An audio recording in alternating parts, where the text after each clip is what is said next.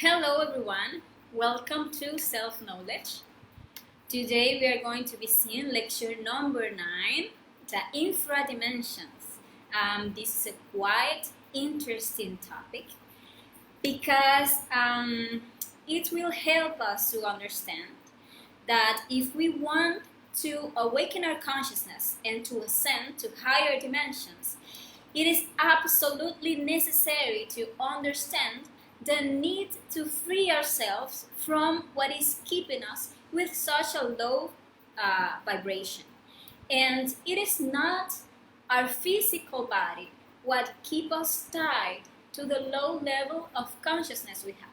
It is our psychology, so loaded with concepts, with limitations, with beliefs, with wrong and reactionary ways of being.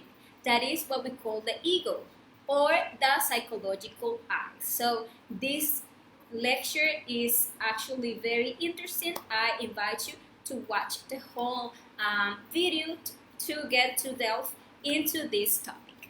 So just give me 1 second so I check that everything is going okay with the broadcast, and we'll start with this topic. Okay, I see that everything is okay. So let's start. Well, let's start by explaining that it is absurd to believe that by dying and freeing ourselves from the physical body, we are going to ascend. If we will be carrying with our psychology, with that psychological burden that we have been creating existence after existence.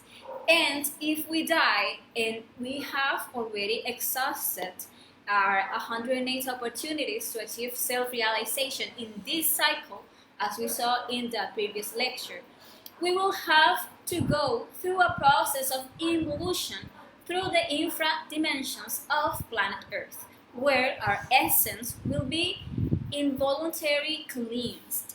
And the objective of this lecture is that we get to understand that just as on the planet Earth exist the infra-dimensions, better known as the infernal worlds or hell, and that these infra-dimensions are subdivided into 9 circles, better known as the Dante's 9 circles, where take place the involution process that we saw in the previous conference. The same happens in our inner world, because as the Hermetic axiom says, as without, so within. So we must understand that these infra-dimensions exist in our inner world, and in order to go up, we first must go down. That is, in order to go up to higher levels of consciousness, we must voluntarily go down to our infra-dimensions and go ascending to higher dimensions or higher levels of consciousness.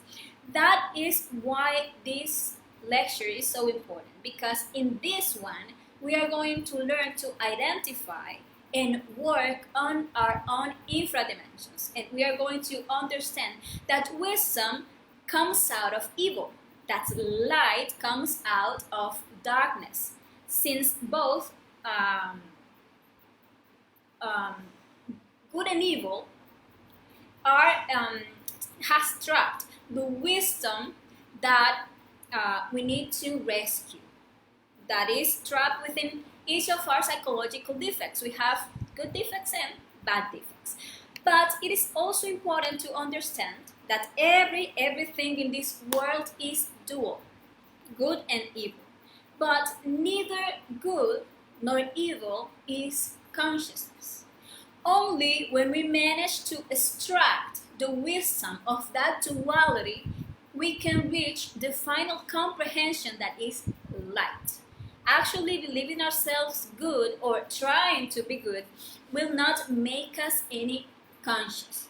Only when we become aware of our own darkness, when we manage to draw the light from our own darkness, we will truly become conscious. A famous psychoanalyst said that one does not become enlightened by imagining figures of light, but by making the darkness conscious. So, until we decide to do conscious work on our own darkness, we will not reach our own enlightenment. That is important that we start reflecting on this and understanding this. And having understood what this lecture will be about and its importance, let's explain the infra-dimensions. The first thing we must know is that in our lower abdomen we find the 7 gates that lead us to the internal infra-dimensions or to our own atomic hell. These doors are at the level of our instinctive center and are the 7 doors through which our psychological defects come out to manifest through each of our 7 centers to feed on our energy. At every moment, our defects knock on these doors, making us feel a desire. The defects of anger, for example, knock on these doors by making us feel like fighting, like screaming, like attacking, etc. And those defects of laziness knock on this door with desire to waste time, to loiter, to procrastinate. Those defects of lust knock on these doors with the desire to fornicate, to masturbate, to watch porn, to look lasciviously at another person. Those defects of greed, for example, with a desire to devote all of our energy and all of our time to making money, with a desire to cheat on others or to take advantage of some business, etc. So every time we constantly give in to the countless desires that we feel in the day, we are opening these doors to our defects so that they manifest in our centers, making us make mistakes and wasting all of our energy. And to better understand the work of psychological death that we must do, it is important that we know that all human beings psychologically have 2 moons, a visible and an invisible moon. We need to know that the moon represents internally our ego. So this means that we have visible defects and hidden defects. The visible moon are all those defects that just by observing ourselves we realize that we have. We can see them with relative ease. Although we don't always have the will to face them, but we actually can accept we have them. And these defects, the visible ones, are in our internal infra-dimensions.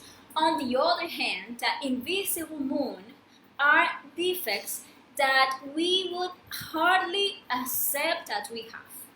It represents the seat of our ego. They are the causes of all our defects, and they are in the infra-dimensions of the planet Earth. So later, when we advance enough in the dissolution of all our visible defects, we will then have enough strength to face all these defects of the invisible psychological moon. We see that the first work of purification that we must do is the cleaning of our own infra-dimensions, and we need to descend to the infra-dimensions in order to rescue all the energy that we have lost in order to create ourselves internally. We have been taught in previous lectures that to create those existential bodies of the being, those that we can call the astral body, the mental body, the causal body, for example, and to regenerate the physical body and the vital body, we actually need energy. We are going to create them using our sexual energy.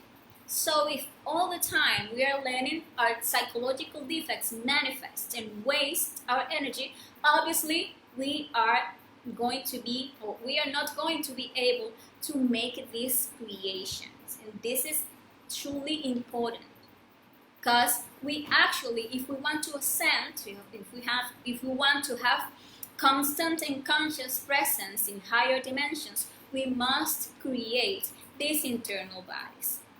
97% of our energy is actually trapped within our ego, within our psychological defects.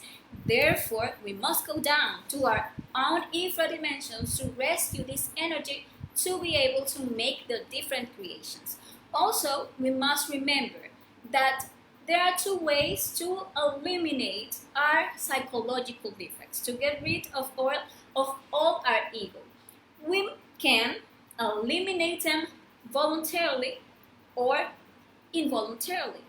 To eliminate them voluntarily is to decide to start a psychological war, working internally against each of our defects that seeks to manifest at every moment. And we are going to be, as we have taught, we are going to be asking our consciousness to eliminate them when we observe them, when we judge them. When we get to comprehend it is a defect, actually, that wants to manifest. I'm feeling like, I feel angry, and I know I feel like screaming, and I can see it is a defect. I feel like I want to go to, I don't know, watch porn. And I know it is a defect of lust that is making me do this, making me feel this, like anxious. What am I gonna do? Am I gonna just let it go?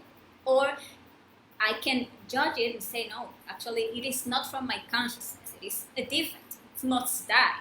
So I'm gonna ask my Divine Mother, eliminate this defect for me. That is a part of our consciousness. And we are going to get rid of this desire, of this anxiety, of the justifications I have, etc. That is the way we can actually eliminate our defects voluntarily.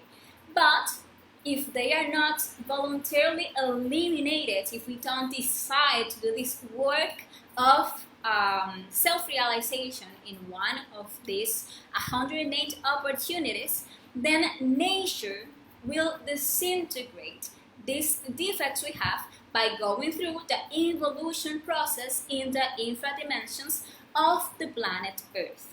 For that reason, the importance of working voluntarily are infra-dimensions. As I said at the beginning, the infra-dimensions are subdivided into those 9 circles that Dante Alighieri showed in the Divine Comedy.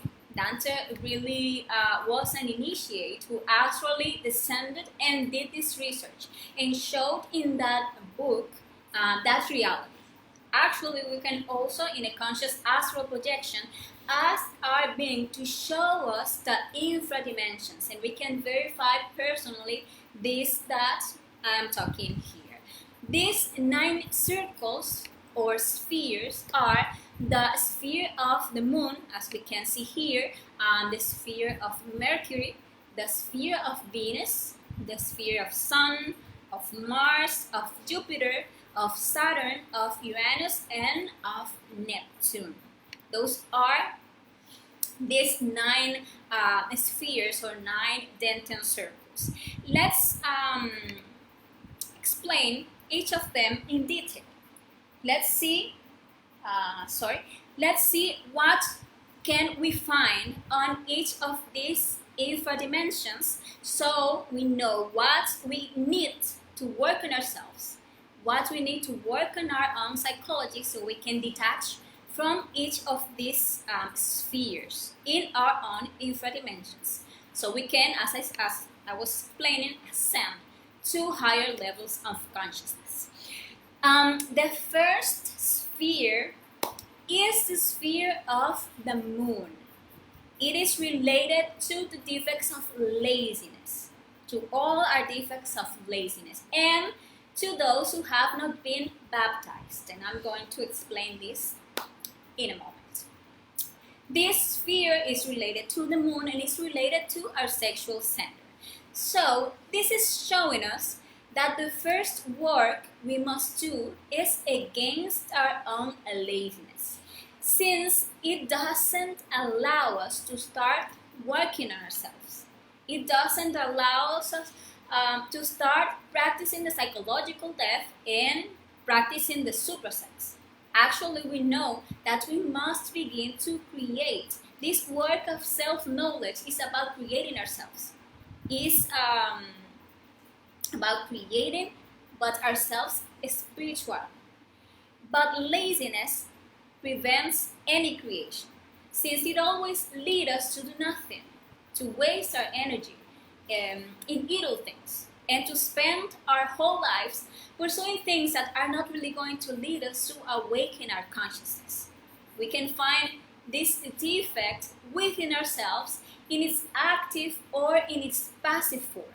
And both the passive ones and the active ones, details of laziness, seeks to prevent any creation.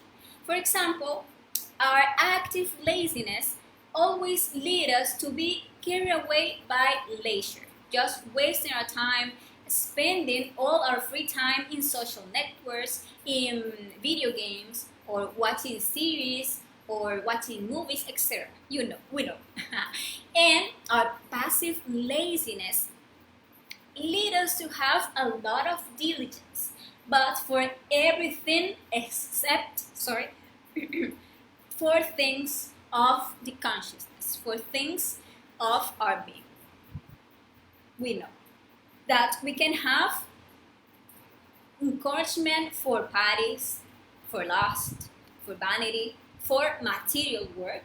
Actually, this passive laziness seeks that we lose all our energy in any way, so that we cannot initiate the interior work, the development of our interior force. So it leads us to have very bad will for everything that has to do with conscience, for asking for death for our defects, for studying our defects, for meditating, for sharing knowledge, but above all, to have very bad will to stop wasting our sexual energy and start to make internal creations. So we see that laziness is actually our first enemy, because it is never going to allow us to start working on ourselves. And it is said that in this first circle are those who have not been baptized. Actually, we saw that in that book, The Divine Comedy. But baptism is not taking a child and putting water on his head. Actually, this is just a representation of what true baptism is. True baptism is raising the waters towards our head, which is the symbolism of work with sexual transmutation, with the spiritual birth. A person who is baptized is someone who eliminates the fornicated self, which is the defect who leads us to search to spill our sexual energy for pleasure, and it is that one who achieves chastity and manages to raise his own spermatic waters vertebra by vertebra through his spine to the head. That is the deep meaning of baptism. And those who work on their laziness and who manage to be baptized by start raising their own waters to their head through the sexual transmutation are liberated from this first infra-dimension, which is not to create. This infra-dimension, the first one, is fought by doing. If we feel lazy, we can only combat it by doing. Actually, if you are lazy in your bed and you know that you must get up to do a practice, to do a meditation, and you, ask for death to laziness, but you curl up in your sheets, actually you are feeding laziness. So you are never going to get rid of it. So to fight against laziness, you need to ask for death for laziness and start doing. You must fight against your bad will. So what we need to do, look at the details of laziness and fight laziness by doing to get to create. That way we are going to detach ourselves from our first infra-dimension. Let's now see the second infra-dimension. Give me just a moment. Thank you. And the second infra-dimension is the sphere of Mercury. And this is related with our seminal waters and with our instinctive center. In this circle are found all our fornicating defects, those who don't value our waters, our sexual creative energy. We see that actually when we see the water, actually what we are seeing is the state of our own energy. And we should reflect on this and understand why this seminal liquid is so valuable, to realize that it is this liquid that will allow us to make all the internal creations that we want to make, and that it is precisely because of the value and the power that this sexual energy has that in this society in which we live, there is so much promotion and so many different ways, so many methods and gadgets to make us spill our sexual energy at all times. We can see that moral values and principles have already been relaxed in such a way that in schools they are teaching children to masturbate, initiating them from an early age in that perverse vice of expelling their sexual energy from the body. So we can see the pornography, the music, the dances. Actually, the sacredness of sexuality has been lost. And what sex, as we know it right now, is actually an animal sexual practice. We can actually, by reflecting on this, we can easily see this. Each one of our psychological defects feed on fornication, as every time we spill our sexual energy, we are feeding them with that energy, and we are creating a lot more of those defects. We are feeding our ego every time we spill our sexual energy. So, to detach ourselves from these second infra-dimensions, we need to work on eliminating the fornicator. And this way, we will achieve chastity. And for this, we must understand, or start by understanding, the value of the energy, the power it has, and what it represents. And we need to start to be radical with these defects in order to always be successful in the practice of supersex. In case any of you don't know this practice, a sexual transmutation practice or supersex, you can go here in the page and look for lecture number 1, where we explained in detail and the step-by-step to do this sexual transmutation practice. We should study all those defects that at every time lead us to take our sexual energy out of our body through the orgasm and ejaculation. We need to work on all those instincts of fornication, all those sensations that don't allow us to have control of our sexual organs, and we need to eliminate with psychological death that sensation of orgasm and ejaculation that is recorded on our instinctive center, so that in practice, the sexual practice, all those sensations do not come to make us fall. And we must analyze all the damages that have been generated in us by fornication. We can see that masturbation causes premature ejaculation, causes impotence, causes hypersensitivity. I think that is the word. But also leads to homosexuality. It causes us to burn our own neurons. It takes away all our strength to face life, because we are, by masturbating, always taking out our fire and taking out our energy all the time.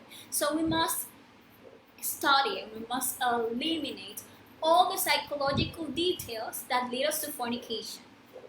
To have a control of our desires, we must dominate our thoughts. So we achieve chastity and we detach ourselves from this second infra-dimension. Let's see now the third infra-dimension. This is the sphere of Venus, and it is related to all our pleasures and desires. And it is related to our emotional center. Here we find all our pleasures. The pleasures, well, eating, drinking, smoking, dancing, getting high, partying, working to have a lot of money, although that gives us a lot of pleasure, criticizing, falling in love, all that we call pleasure, but that always ends in suffering. We always end up at the other pole.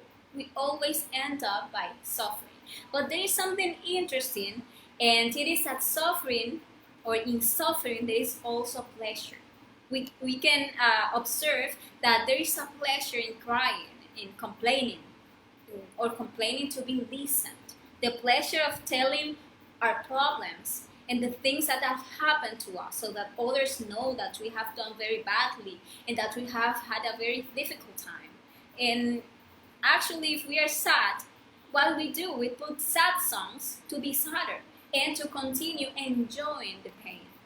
When sad, actually we don't want people to encourage us. Rather, we want them to let us suffer, to let us drink. In short, what are we doing? We are making pain a pleasure.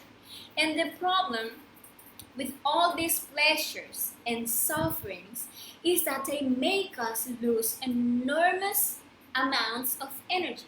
All those defects of partying, laughing, having vices, falling in love, then getting disappointed, depression, self-pity, all those defects feed here.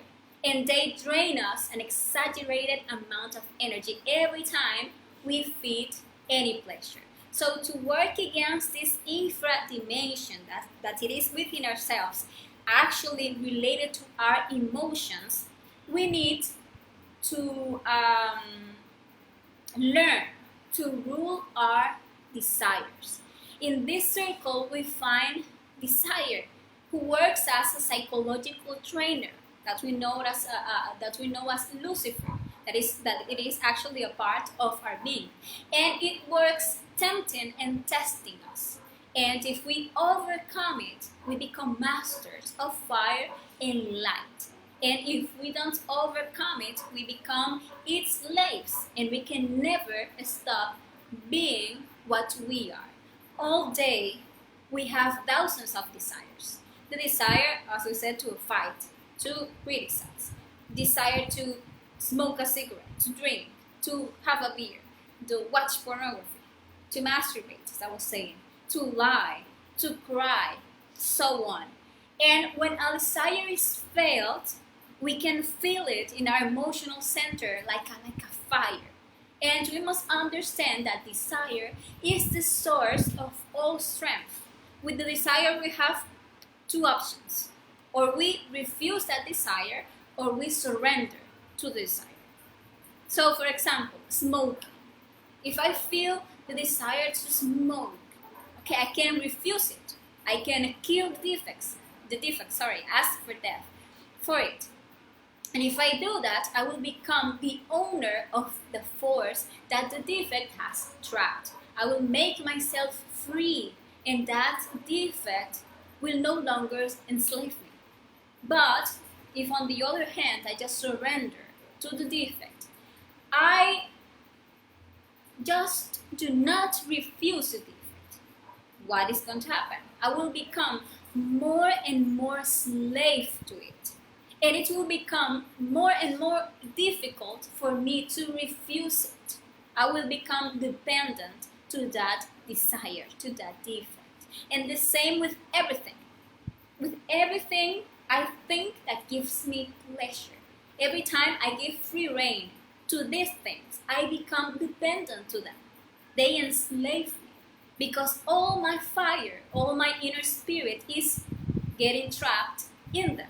So desire, if we reflect on this, is the bait that defects give us, promising to give us a pleasure that results in a momentary pleasure, but that ends up turning into pain, always.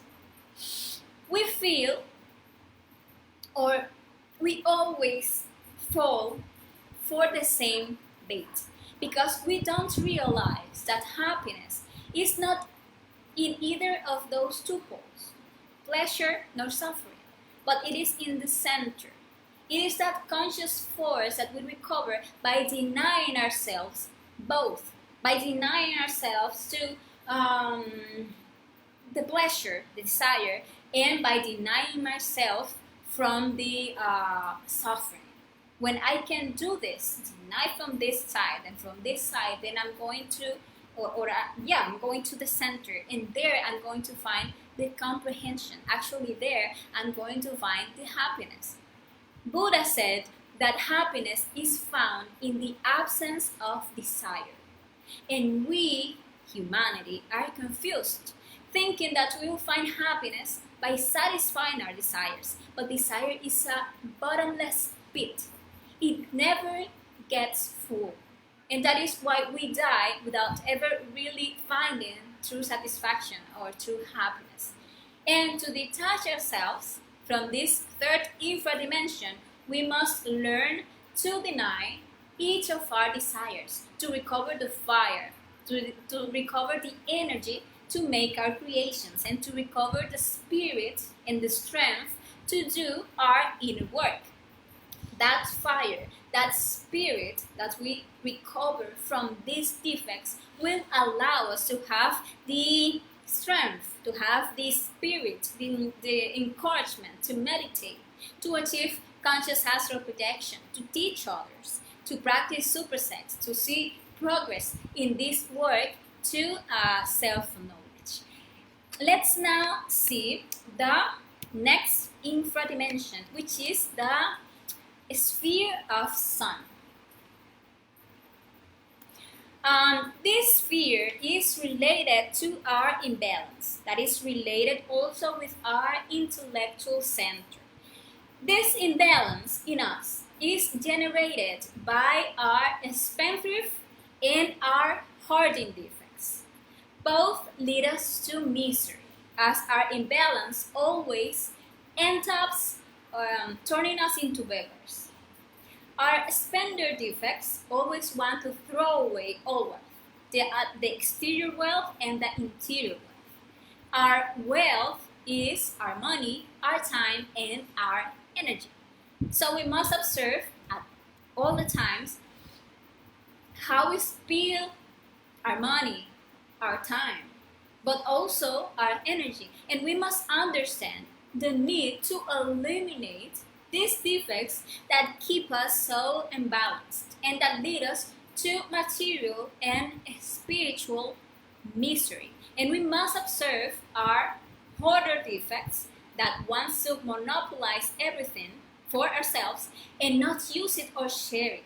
That doesn't let us to seek to wisely invest our material wealth, as he only monopolizes until a thief arrives and leaves us in misery, turning us into beggars. Can this be actually an external thief, and can be an internal thief, a desire?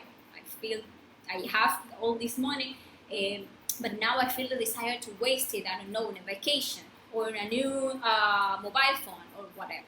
That is an internal thief. The same happens with our spiritual wealth. That's our energy. We know our sexual energy is actually our most valuable wealth. And if we are, for example, celibate, and we don't invest this energy wisely by sublimating a single or by practicing supersex with our partner, a fifth defect comes and steals our energy, our sexual energy, causing us to have a wet dream. So the defects of this fourth infra-dimension always keep us in material and spiritual misery. And to disengage from this infra-dimension, we must study our imbalance in money, time, and energy. For this, we must be clear about our purpose. And what is our purpose? Our purpose is to achieve self-realization and begin to use this energy and begin to use also our time wisely to become owners of the wealth that is truly important, the inner wealth. Since to whoever is working with a divine law in favor, who is seeking to ascend to higher levels of consciousness, and who is doing justice within by practicing psychological death, everything else is given in addition. We actually will not need to worry about money and about the daily living. And to detach from these infra-dimensions, we must study all these defects that keep us in imbalance, the spenders and the hoarders. The fifth infra-dimension, which is the dimension of, or the sphere of Mars, it is related to our mother center, which is our acts. And Mars is related to the force, and in this case, in the infra-dimension, it is related to the misuse of the force. So here we are going to find our anger, and anger manifests itself in words, in deeds, and in omissions, like when we insult, when we yell, when we are rude, when we hit someone, when we assault someone, or when we ignore someone or stop helping others because of resentment. All these are details of defect. And we can see that we have a lot of strength, but it's very poorly focused, since most of our strength is conditioned by anger. So we must rescue the force that is actually conditioned by this defect. Here we are going to find our willpower, and we need to learn to take the force out of anger. And to do this, we must study all the details of anger that are manifested in our daily lives. And in order not to feed these defects, we must learn to change the way we react. So we must start applying self-observation. We see that anger reacts very quickly. Like actually someone offends us, blame us, or we feel fear, and we react mechanically with anger. Also when we feel frustrated, or when we feel guilty, or when we are doubtful, we react mechanically with anger. So we must, as I said, start applying the self-observation to observe the things that trigger our anger and curb it with psychological death, asking for death for that desire to react, and asking for death for the inner cause that is triggering my anger. And we will see that if we don't react in a moment, the mind will try to convince us, will give us some justifications, like, I don't know, you cannot let him humiliate you, or you cannot just let him pass over you, or you cannot let him disobey you in case of our children.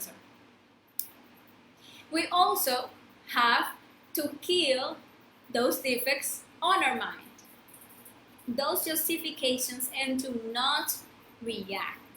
And then when we manage to control ourselves, we regain strength, we rescue the force. We need to know that an angry person is actually someone really weak. He doesn't have any strength. He doesn't have any capacity for self-control. An angry person is actually everyone's puppet.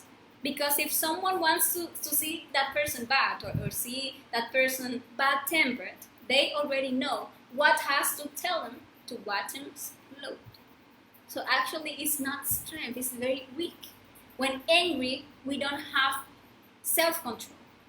there are situations that trigger anger, and there we fall fighting, there we fall screaming, attacking, and after the disaster, we go crying, lamenting. So a person without anger can handle any situation. So we must observe this, and we must observe our impatience, because it is one of the aspects that must lead us to anger.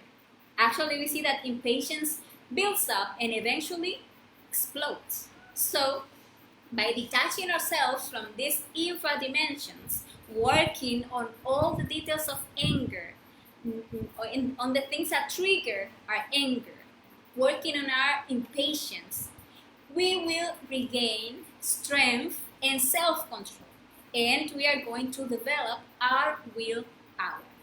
Now, let's see the next infra-dimension. This is the sphere of Jupiter.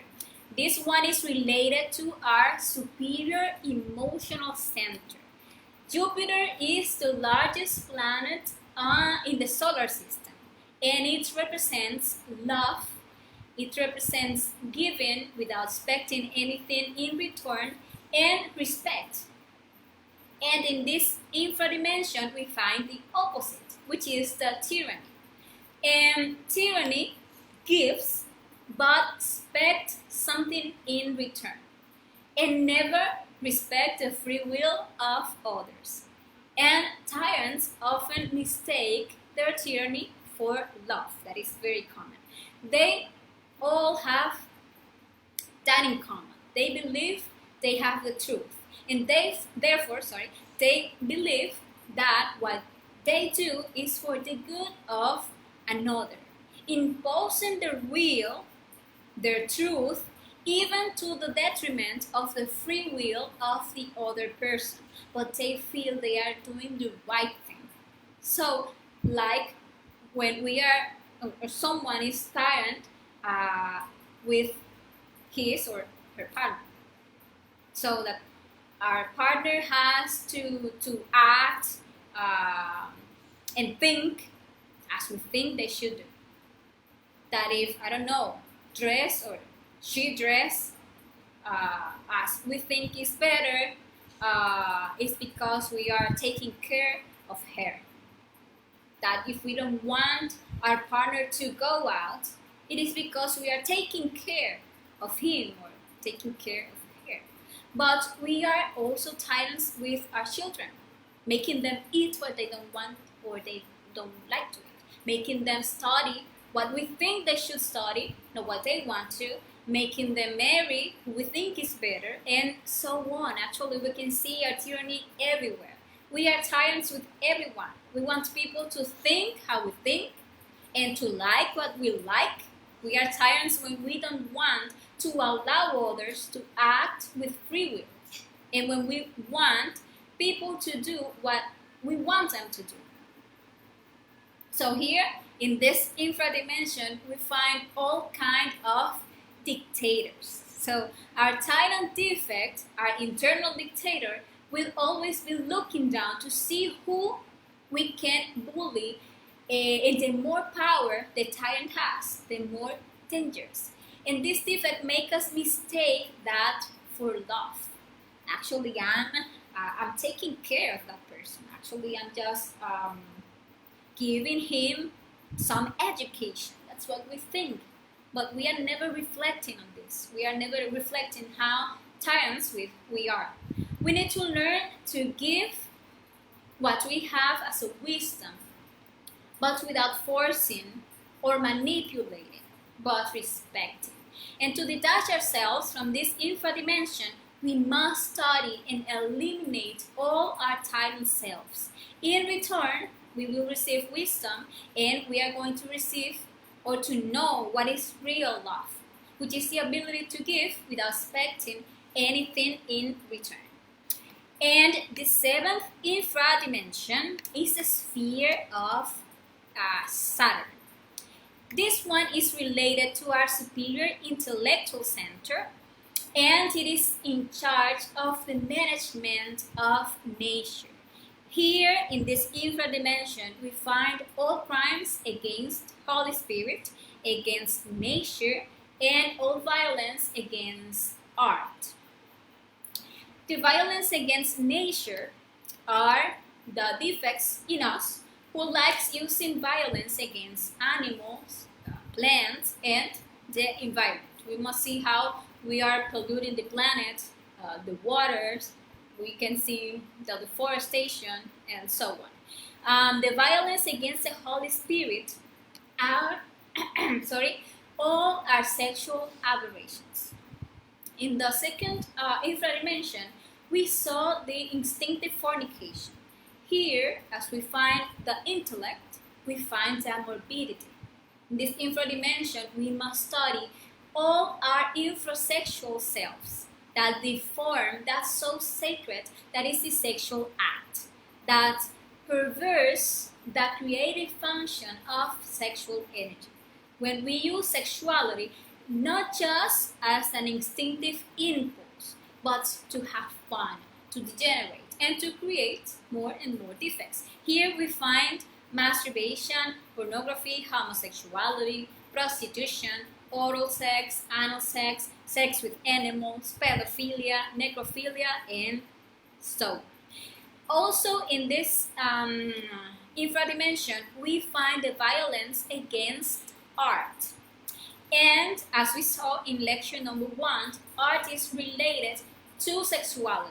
So here we find the violence against the sexual practice. So the violence in sex, the rape, when forcing or manipulating the other person to do the sexual practice, when we self-obligate to practice sex, or to practice sex several times a day is a violence against art, or to have sex during pregnancy or during menstruation. That is also violence against art. Here we also find the violence against oneself. There we find, for example, the surgeries to change sex or to change parts of the body just to look more attractive. Here we find the castrations, the abortions, the contraceptives, and also here we find our suicidal defect. But also we find here the violence against God. So we know that God is actually our inner being. So here we find our defects of pride against being. When we consciously do the things that we already know we shouldn't do. So we must work on ourselves, all these defects of violence, if we want to detach ourselves from this circle. So we need to work on all these defects in order to achieve the true practice of supersex. So you can get to purify the sexual practice. The next infra-dimension is the sphere of Uranus. Uranus is related to the Holy Spirit, to the sexual creative energy, related to our Divine Mother. It is the Word itself. It is the truth. So here we find all our defects related to lie, our forgers and fraudulent defects. You can see that for society, lying doesn't seem so serious, but actually for divine law, lying is one of the most serious crimes because it goes against the truth, that is God. The liar acts consciously. He knows what he's doing. I mean, not consciously like in conscience. He like being like aware of what he's doing. Lie is never an instinctive fall. It is actually something intellectual. So here in this infra-dimension, we find all our defects of lie. We find all our liars, our forgers, to all who falsify religions, the forgers of money, the impersonators, to all incestuous, to the sowers of discord, to the bad advisors, to the black magicians that invite other people to fornicate. We find here those who make promises and fail to keep them. We find the scandalous, the false, the hypocrites, etc. And those also who work the truth. And to combat this infra-dimension, we must live in pursuit of the truth. Each lie generates a lot of ties and a lot of chains, because a lie requires many other lies to support the first one. And without realizing it, we find ourselves involved in a web of lies that we cannot get out. And actually we harm others in the process. So we must look at all the consequences of lies. We must look at how it hurts others and how it hurts ourselves, and how it takes us away from our inner Father, who is the truth. And the last infra-dimension that we are going to see is the sphere of Neptune. We are right now in the sexual apparatus. Here we find all the treacherous selves of our psychology. Each one of our desires, each one of our justifications and hand-washings, and each one of our bad wills that prefer to do the will of the eyes than the will of the consciousness. So here we find the most terrible flaw of all. It is our treacherous self that have maintained us through so many existences without doing the work that we came to do here, the work of self-realization.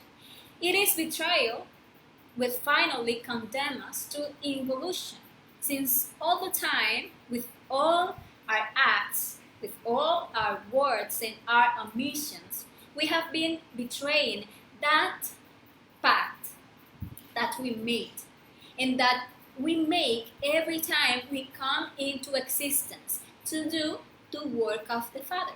And we always end up listening, we always end up silencing our consciousness and listening to our defects and doing the will of our defects. We are very used to betray, to breach what we agree with our verb.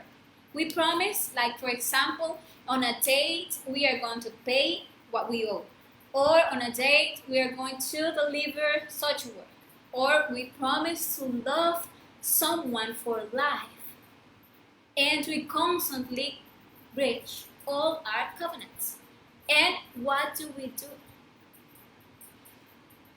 Or why do we do it? And what do? We just justify ourselves, and we don't give it more importance when we are the ones who betray, of course. And to stop being traitors and detach ourselves from this infra-dimension, we must begin to study all our treacherous selves that maintain us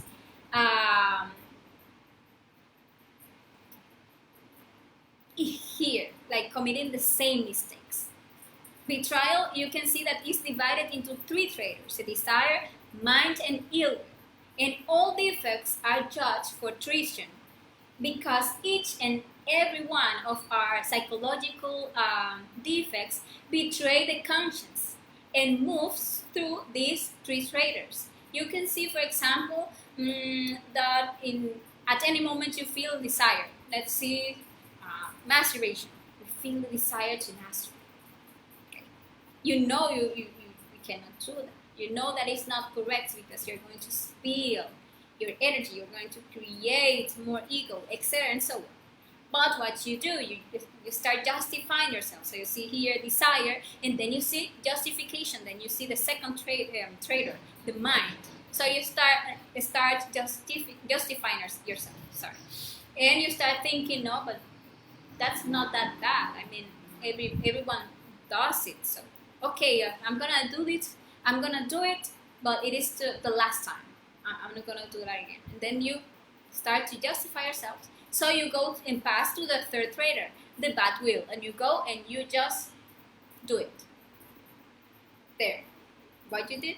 You just betray your consciousness. That was like warning you, like saying, hey, don't do that. And that is what we do every time we feel desire. We justify it and we act by bad will. So what we must do, we must deny desire, we must stop justifying ourselves, and we must not react, to not do what the defect wants us to do.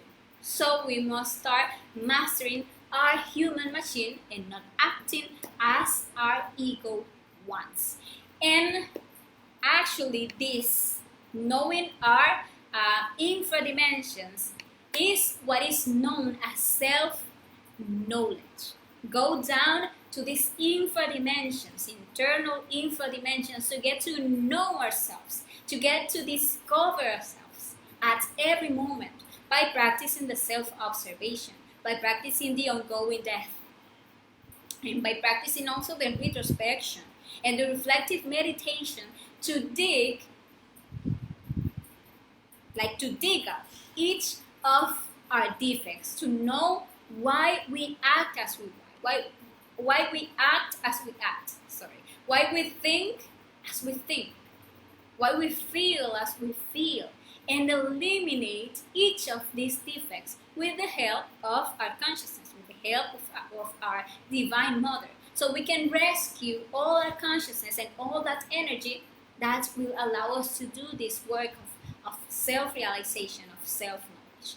So that way we are going to start awakening our consciousness. That way we are going to be able to unite again with our real inner being, which is to achieve self-realization. So if we do this work, if we become brave, and we go and we face our own infra-dimensions and we clean them, we are going to be able to ascend to higher levels of consciousness. And this has been today's lecture. I hope it was helpful for you, and I just want to invite you to next lecture that will be next Sunday, the same time. We are going to be talking about the 7 bodies, the creation of the 7 bodies, and we are going to be explaining in detail the practice of supersex that will allow us to create these 7 bodies. We are going to be talking about the functions of the 7 bodies, the dimensions where they move, etc.